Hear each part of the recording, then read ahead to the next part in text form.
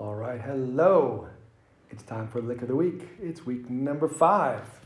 Today we're going to talk about a trad swing kind of sound over a major chord. Here we go. Here's your Lick of the Week.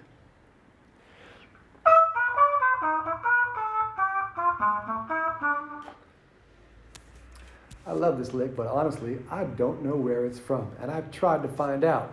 I asked Paul Cosentino down in Pittsburgh. He's heard it before, but he didn't know. I asked Jon-Erik Kellso from New York City. He's heard it before. He thought he wrote it. He joked. He doesn't know who he stole it from. But this is another one of those ones that's just kind of in the ether that swing dance and trad musicians just seem to know. It's not from Louis Armstrong as far as I can tell, but it sounds like it sure well could be. I'll take a minute to thank again our Patreon sponsors, especially Denise. Denise from Istanbul, up-and-coming trumpet player. Man, this video is for you. I know you're watching.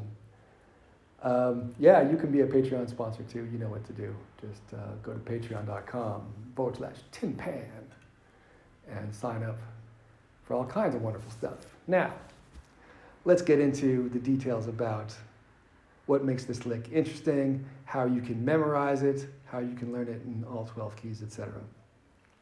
All right, so what's going on here?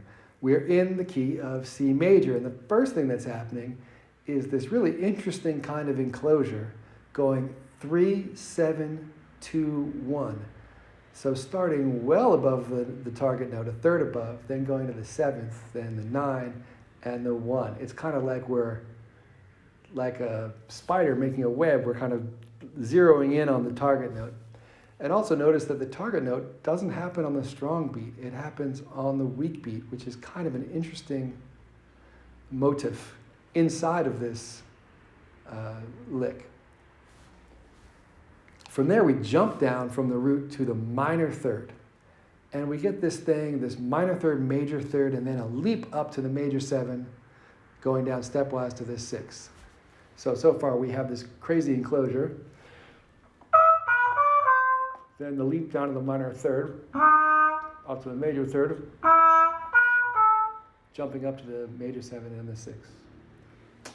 That's just the first little part. Now this idea of the minor third to the major third, then leaping up to the 7.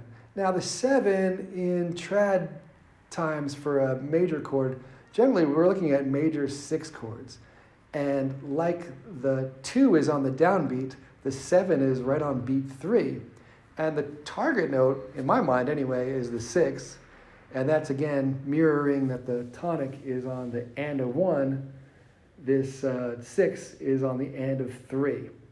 So we're getting this kind of off bass, putting the harmonically important notes on structurally weak parts of the beat.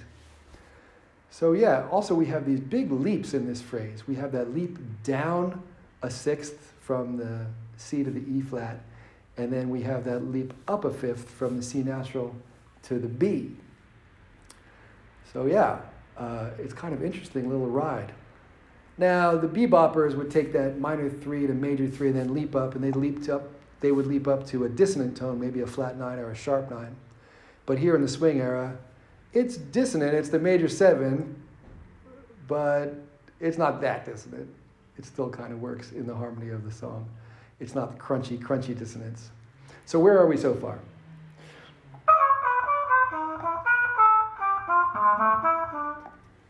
So the second measure of this lick just echoes the first one down a 4th.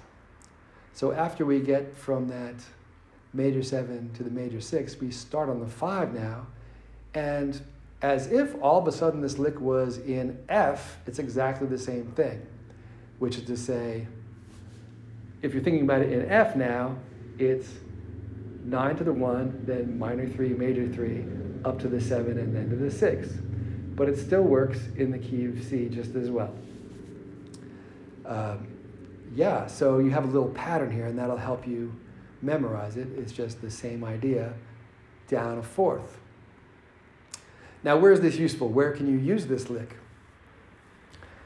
A lot of players use it just over 2 bars of the tonic chord. that's perfectly acceptable. So if you're in a song that's in C and you have 2 bars of C, have at it.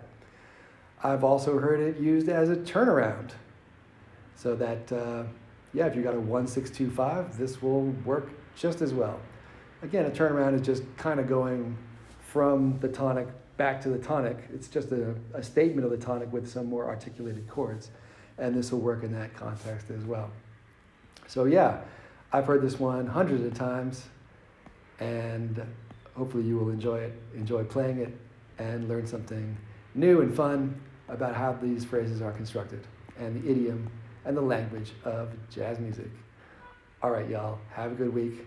Talk to you soon. Oh, I will mention that for Patreon supporters, Patreon sponsors, you are going to get another video about this lick, about other ways you can play it, some tricks, some different permutations, and some different concepts that are behind it.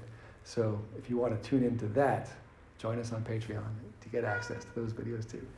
All right, y'all have a good week. See you next time.